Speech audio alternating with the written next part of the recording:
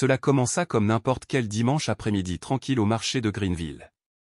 L'air était chargé d'un léger mélange d'agrumes et de linoléum fraîchement ciré. Quelque part près du rayon des céréales, les pleurs d'un enfant résonnèrent dans les allées. Camille Turner se tenait immobile devant les produits frais, inspectant les pommes d'un pas calme et posé. Elle ressemblait à n'importe quelle cliente ordinaire, jean, sweat à capuche gris, écouteurs cachés, mais silencieux. Personne ne se doutait qu'elle avait passé 3 jours sur ce même marché, observant et chronométrant méticuleusement chaque interaction. Puis la voix retentit, rauque et autoritaire. « Et, toi ?» L'ordre s'éleva au milieu de l'allée. L'agent Kyle Monroe, 1,85 m et débordant d'une confiance injustifiée, se précipita vers elle comme si elle tenait une arme. « Qu'est-ce qu'il y a dans ton sac » aboya Teil, son badge brillant, la sueur perlant sur sa lèvre supérieure. Les clients s'arrêtaient de chaque côté de l'allée, curieux. Camille haussa un sourcil, la voix posée. « Excusez-moi, monsieur l'agent. Pourquoi me posez-vous cette question ?» Il se rapprocha d'elle en un éclair. « Que caches-tu » lui grogna Teil au visage. Elle resta imperturbable. « Je ne cache rien. J'achète des fruits. » Sans attendre, il lui saisit le poignet et le lui tordit dans le dos. Il la projeta contre le bord d'acier froid du stand. Des pommes roulèrent au sol, l'une d'elles s'ouvrit avec un bruit sourd, son jus ruisselant sur sa peau. Une femme haleta. Un enfant hurla. Toutes les têtes se tournèrent pour le regarder. « Tu crois que tu peux te promener ici avec l'air suspect sans te faire contrôler » s'exclama-t-il en appuyant plus fort. « Laisse-moi deviner, tu as oublié ta carte d'identité. » Camille ne résista pas. Elle ne broncha pas. Au lieu de cela, son regard se porta vers les recoins surélevés du magasin, où les caméras de sécurité l'observaient en silence. « Monsieur, dit-elle doucement, vous faites une erreur. »« Oh, je parie que oui, » ricana Teil. « C'est ce qu'ils disent toujours. Vous vous croyez toujours au-dessus des lois. » Puis, du fond du magasin, une voix aiguë retentit, « Officier Monroe, baissez-vous. » Monroe se figea, serrant toujours le poignet de Camille. Il tourna la tête vers la voix. Un homme en costume gris, un badge fédéral accroché à la poitrine, s'avança à grands pas depuis la caisse, sans perdre un pas calme, contrôlé, sans scier. Camille reprit la parole, assez doucement pour que seul Monroe puisse l'entendre. « Je te l'avais dit. » Il était alors trop tard pour s'excuser. Camille Turner, 35 ans, ne portait ni badge, ni partenaire à ses côtés, juste un jean, une veste grise et un regard forgé par d'innombrables abus de pouvoir. Officiellement, elle était agent fédéral au sein de la division de la corruption interne du FBI. Officieusement, elle était une véritable tempête silencieuse. Greenville n'était qu'une mission comme une autre, mais cette fois, le système qu'elle enquêtait empestait la pourriture. Un nom revenait sans cesse dans chaque plainte, chaque histoire murmurée, chaque lettre anonyme adressée au FBI, l'agent Kyle Monroe. Policier local. Blanc. Agressif. Des dizaines d'accusations, harcèlement de résidents noirs, perquisitions injustifiées, accès soudain de violence. Pas d'image de caméra corporelle, pas de papier, juste une forme d'intimidation dont tout le monde craignait de parler. Le bureau ne pouvait pas agir sur la foi de rumeurs. C'est là qu'intervint Camille. Elle a loué une petite maison près de Walmart, s'est fait passer pour une enseignante en congé sabbatique et a gardé une histoire simple. Elle a cuisiné, fait du bénévolat au centre communautaire et fait de longues promenades dans les quartiers où Monroe patrouillait. Chaque pas était mesuré. Chaque regard était enregistré. Chaque rencontre au son profilage paresseux, ses menaces voilées ou étaient documentées. Son sac à main contenait une caméra cachée, le col de sa veste dissimulait un microphone. Un mandat fédéral garantissait chaque minute d'enregistrement. Pendant 3 semaines, elle a suivi ses habitudes. Monroe avait un type bien précis, les femmes noires seules, surtout la nuit. Il arrivait avec une autorité désinvolte, son sourire subtil et tranchant comme une lame. Si elle se révoltait, il se retournait aussitôt contre elle. Une femme, terrifiée, a raconté plus tard à Camille comment il l'avait forcée à s'asseoir sur un trottoir pendant 45 minutes pour avoir flâné.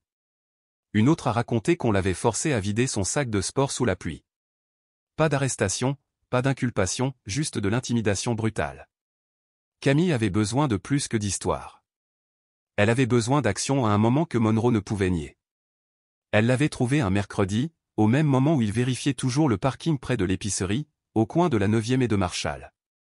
Vêtue de sa veste grise, sac à main bien fermé, elle entra dans le magasin, examina les fruits et brandit une pomme rouge à la lumière. Comme prévu, Monroe entra accompagné d'un agent de sécurité. Son regard se posa sur elle. « Et, qu'est-ce que tu caches dans ton sac à main » aboya-t-il. Elle n'a pas bronché, car les caméras enregistraient et ses intentions étaient claires. L'agent Kyle Monroe ne s'est jamais considéré comme raciste. Cela le rendait encore plus dangereux.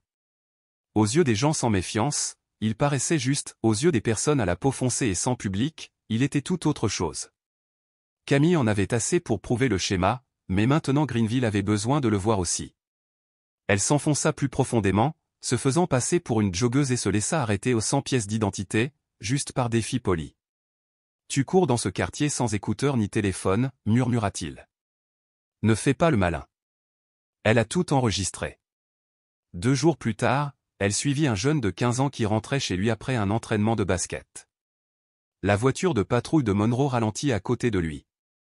Elle vit les épaules du garçon s'affaisser, signe de reddition silencieuse, tandis que Monroe s'éloignait sans un mot.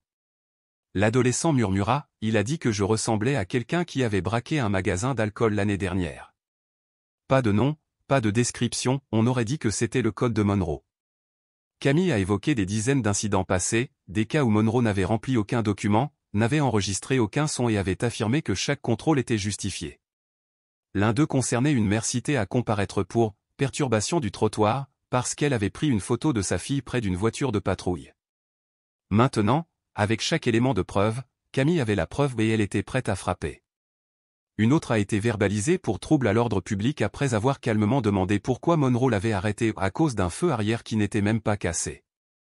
À chaque fois, les victimes avaient un point commun, elles étaient noires, seules et non armées. Il ne s'agissait pas de crime, mais de contrôle. Camille le voyait clairement maintenant. L'autorité de Monroe ne servait pas à protéger, mais à dominer. Son badge lui offrait une couverture, sa voix lui donnait du pouvoir, et ses cibles étaient toujours celles qui ne pouvaient riposter sans aggraver la situation. Elle a documenté ses violations ligne par ligne, fouilles abusives, non-lecture des droits Miranda, absence de caméra corporelle, menaces constantes et tactiques d'intimidation.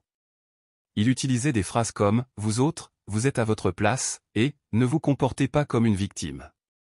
Il n'a jamais prononcé le mot commençant par « haine », il n'en avait pas besoin. Ses actes le disaient plus fort que n'importe quelle insulte. En public, Monroe jouait le rôle d'un policier bienveillant. Il saluait les caissiers, aidait les résidents blancs âgés à porter leurs courses, serrait la main du maire et souriait lors des réunions de sécurité à l'église. Mais Camille et quelques autres connaissaient la vérité. La plupart avaient trop peur de la dire à voix haute. Puis quelque chose a changé. La nouvelle a commencé à se répandre discrètement, dans les recoins des salons de coiffure, dans les conversations chuchotées après la messe du dimanche. Des rumeurs circulaient selon lesquelles quelqu'un observait. Peut-être, enfin, quelqu'un de l'intérieur écoutait. Quelques anciennes victimes de Monroe ont contacté Camille, ignorant sa véritable identité. Elles la voyaient comme une nouvelle venue bienveillante. L'une d'elles a raconté avoir été plaquée contre sa voiture devant sa fille de 6 ans. Une autre se souvenait de la main de Monroe posée sur son étui lors d'un contrôle routier de routine, au cas où. Camille l'écoutait. Elle ne faisait aucune promesse, seulement de la gratitude et sa présence. Sa visibilité croissante déstabilisait Monroe. Son regard s'attardait trop lorsqu'il la croisait en ville, son ton se durcissait à la radio et ses patrouilles devenaient erratiques. Il commença à interpeller des gens qu'il n'avait jamais dérangés auparavant, des livreurs mexicains, des adolescents arabes au skatepark, comme s'il cherchait à prouver quelque chose, comme s'il sentait que son masque glissait et que quelqu'un tirait sur les ficelles. Le moment le plus révélateur eut lieu tard un soir. Camille se gara près d'un parking vide et attendit. La voiture de patrouille de Monroe s'arrêta à côté d'elle. Elle gara sa vitre baissée. « Tu habites dans le coin ?» demanda-t-il. « Je le fais » répondit-elle. « Quelque chose ne va pas ?» Ses yeux parcoururent son visage. « Je fais juste ma tournée » dit-il, beaucoup de visages inconnus ces derniers temps. Camille soutint son regard, calme. « J'espère qu'ils se sentiront les bienvenus. » Il se pencha. « Ça dépend de qui ils sont. » Puis il démarra. C'était la seule confirmation dont Camille avait besoin. Cet homme n'était pas confus quant à son rôle, il était réfléchi, froid et expérimenté, convaincu d'être intouchable. Mais Camille savait qu'il n'en était rien. Ça s'est passé en quelques secondes. Elle se tenait au rayon fruits et légumes, faisant semblant de comparer des pommes, son esprit étant programmé pour craquer au bon moment. Elle connaissait le comportement de Monroe, son besoin de contrôle et sa volonté de s'imposer dès qu'on le défiait. Mais aujourd'hui, elle ne se contentait pas d'enregistrer, elle était prête. Elle sentit le changement avant même de le voir, l'atmosphère du magasin se fit lourdement silencieuse. Puis vint l'aboiement, « Dis donc, qu'est-ce que tu caches dans ton sac ?» Camille se retourna lentement. Calme, posée, sans la moindre trace de panique, juste une légère confusion, comme tout client pris au dépourvu. « Pardon ?» Monroe s'avança, ses bottes résonnant sur le carrelage, la main pointée vers son sac. « Ouvre-le. »« Pourquoi ?» demanda-t-elle, la posture détendue. « Tu restes ici depuis un moment, à agir de manière suspecte, » a-t-il rétorqué. Quelques têtes se tournèrent. Une mère serra son enfant contre elle. Quelqu'un sortit un téléphone. Camille ne broncha pas, « Vous m'accusez de vol ?» Son ton était bas, grave et furieux. « Ne fais pas le malin avec moi. » Elle sentait maintenant son agressivité, la même rage latente derrière son faux professionnalisme qu'elle avait recensé pendant des semaines d'enregistrement. Camille leva une main, non pas en signe de reddition, mais de clarté. « Monsieur l'agent, à moins d'avoir commis un acte illégal, je souhaite continuer mes achats. » Cette phrase suffisait. Monroe lui saisit le poignet et le tordit violemment. Une pomme lui glissa des doigts et roula sous une étagère. Des hoquets résonnèrent, un enfant gémit. Un homme plus âgé cria, « Eh, qu'est-ce que tu fais ?» Monroe l'ignora. Il tira le bras de Camille derrière son dos. « Lâche-toi. » Sa joue pressée contre le support métallique froid, sa voix étouffée mais captée par son micro caché, « Je ne résiste pas », la douleur perçait son ton, mais ses mots restaient fermes. Le gérant du magasin s'est précipité, paniqué. « Monsieur, nous n'avons pas appelé. » Reculez, aboya Monroe, l'interrompant. Le directeur recula, les mains levées. Monroe retira ses menottes. C'est alors que Camille reprit la parole, doucement mais fermement. Chaque seconde de la scène est retransmise en direct, sous plusieurs angles, audio confirmé. Monroe se figea. Elle tourna la tête, les yeux brillants. « Je vous ai documenté pendant 4 semaines. Vous venez de confirmer tous les schémas. » Il cligna des yeux, stupéfait. Et une voix calme s'éleva de l'entrée du magasin, « Vous êtes autorisé, agent Turner. » Camille se redressa, grimaçant tandis qu'une douleur lui montait au poignet. Près des portes automatiques se tenait l'agent spécial Raymond Grant du FBI, la cinquantaine, austère, coupe-vent à son nom, badge à la main. Grant parla doucement, mais tout le monde entendit, « Éloignez-vous de l'agent. » Le magasin retint son souffle. Monroe relâcha son étreinte comme s'il avait touché du feu. Grant n'éleva pas la voix, il n'en avait pas besoin.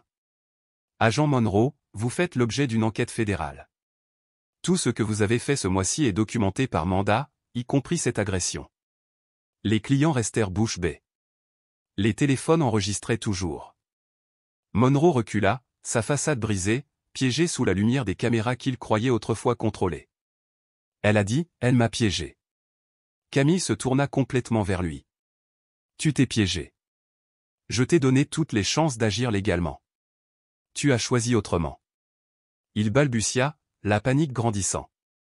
Elle avait un comportement suspect, elle. Elle l'interrompit. « Tu m'as traité de singe maquillé la semaine dernière. » Sa voix résonna, froide et mesurée. « Dans ta voiture de patrouille. » On a l'audio. Son visage se vida de ses couleurs. Grant fit un signe de tête à 2 agents postés près de la porte. Ils entrèrent rapidement, lisant à Monroe ses droits tout en le menottant cette fois correctement, cette fois légalement. Il ne réagit pas, se contentant de répéter, « C'est mal. C'est mal. » Camille les regarda l'emmener. Le badge qu'il brandissait autrefois comme un bouclier paraissait désormais petit, impuissant. Les clients chuchotaient, quelqu'un applaudissait. Une autre se plaqua la main sur la bouche, stupéfaite. Camille ne sourit ni ne jubila. Elle ajusta sa veste et se tourna vers le gérant. « Veuillez conserver toutes les images de sécurité d'aujourd'hui. Une assignation à comparaître fédérale vous parviendra d'ici demain matin. » Il hocha la tête, encore sous le choc. Elle sortit en boitant légèrement. Une autre mission terminée. Une autre vérité révélée. Mais la justice, ce n'est que le début. Dehors, le parking de l'épicerie était silencieux. Les sirènes s'étaient tues, les murmures s'étaient apaisés. Seul un caddie solitaire heurtait le trottoir. À l'intérieur, les gens peinaient à comprendre ce qu'ils avaient vu, un policier blanc arrêter une femme noire silencieux, calme bouleversant tout le récit. Ils avaient vu quelque chose de rare, le pouvoir tenu responsable et ils ne connaissaient même pas son nom. Au siège du FBI, les images étaient déjà examinées. Sous de multiples angles. 5 enregistrements civils. 2 heures d'audio. 4 semaines de données de surveillance. Chaque micro-agression, chaque perquisition illégale, chaque insulte, chaque lapsus de ton de Monroe lorsqu'il pensait que personne ne l'écoutait. Camille avait construit son dossier comme un mur, solide, inébranlable, incontournable. Dans une salle de conférence, l'agent Raymond Grant se tenait les bras croisés, observant à nouveau la scène de l'arrestation. La voix de Camille était claire, même sous pression. Chaque protocole était respecté, chaque geste minuté. Elle n'avait pas seulement provoqué Monroe, elle avait cartographié son comportement avec une telle précision qu'il était entré directement dans sa propre accusation. Elle entra dans la pièce en silence, chaque pas étant déterminé. Grant se retourna. « Bien joué, dit-il. » Camille hocha légèrement la tête. « C'est l'heure. » Il lui indiqua une place, elle ne la prit pas, ils sont en train de prendre rendez-vous. « Voulez-vous être présente à l'admission ?» Elle secoua la tête. « Ce n'est pas pour ça que je suis venu. » Il ne s'agissait pas de le voir tomber. Il s'agissait de tous ceux qui n'ont jamais pu se relever. L'avocat de Monroe a avancé les arguments habituels aux provocations, confusion, sécurité des policiers mais l'enregistrement affirmait le contraire. Les mots « singe » et « maquillage » ont résonné dans la salle d'audience comme des coups de feu. Les images de la caméra piéton, qu'il affirmait ne pas fonctionner, avaient été retrouvées effacées par lui. Les enregistrements de Walmart, cités à comparaître, montraient Camille obtempérant, sans résistance. Les ecchymoses sur ses poignets témoignaient de la force employée. Les procureurs fédéraux ont réagi rapidement. Les chefs d'accusation comprenaient des agressions sous couvert de la loi, des violations des droits civiques, une obstruction à la justice et de fausses déclarations. Le ministère de la Justice a ouvert une enquête plus large sur les pratiques du département de police de Greenville, d'autres agents détournaient le regard, des superviseurs ignoraient les plaintes, un système qui avait laissé Monroe s'élever sans contrôle. Pourtant, Camille ne parlait guère. Elle refusait les interviews et la couverture médiatique. Elle ne resta à Greenville que le temps de terminer son rapport final, mais l'impact se faisait déjà sentir. Des femmes qui n'avaient jamais porté plainte se manifestèrent, l'une apporta des photos cachées de bleu, une autre décrivit un contrôle routier dégradant, si traumatisant qu'elle avait ensuite déménagé dans un autre état. Désormais, grâce au témoignage de Camille, elles avaient le pouvoir de se faire entendre. Le jour de la comparution de Monroe, une petite foule s'était rassemblée devant le palais de justice. Certains brandissaient des pancartes, d'autres gardaient le silence, tous animés d'un fragile espoir. Pour une fois, quelqu'un s'était tenu dans les mêmes allées qu'eux, avait revêtu la même peau et n'avait pas bronché à l'approche de l'insigne. À l'intérieur, Monroe paraissait plus petit que jamais en uniforme. Ses mains tremblaient à la lecture des chefs d'accusation. Il ne regardait pas Camille, et elle n'avait pas besoin qu'il le fasse, car il ne s'agissait plus de lui. Ce soir-là, Camille fit ses bagages en silence. La maison louée paraissait déjà vide. Sa veste grise était soigneusement pliée sur le lit, la fausse carte d'enseignante était jetée dans un tiroir. Elle ne sortait jamais de souvenir des valises, de toute façon, il restait avec elle. Grant s'arrêta devant la voiture. Elle ouvrit la portière et se glissa à l'intérieur. Ils restèrent silencieux pendant des kilomètres. Finalement, il demanda doucement, « Ça va ?» Camille regarda par la fenêtre. « Pas bon.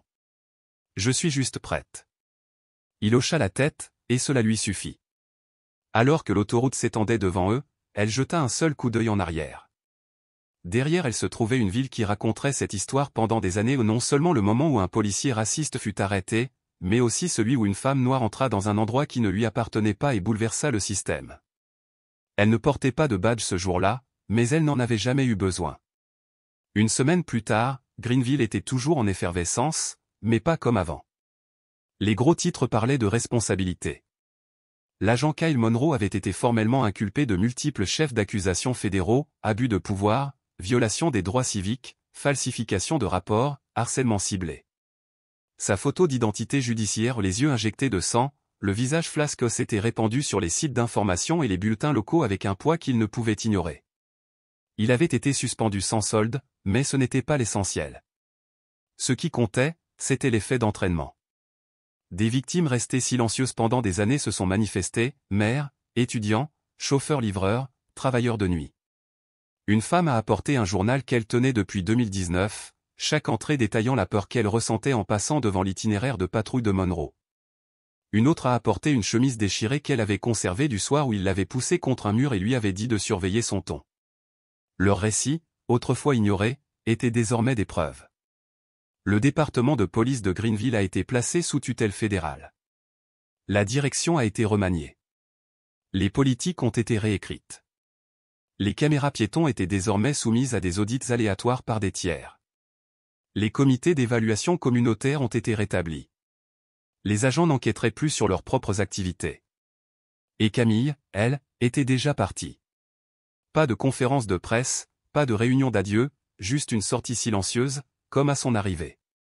Derrière elle, elle n'avait laissé aucun nom sur une boîte aux lettres, aucune carte de visite dans un tiroir.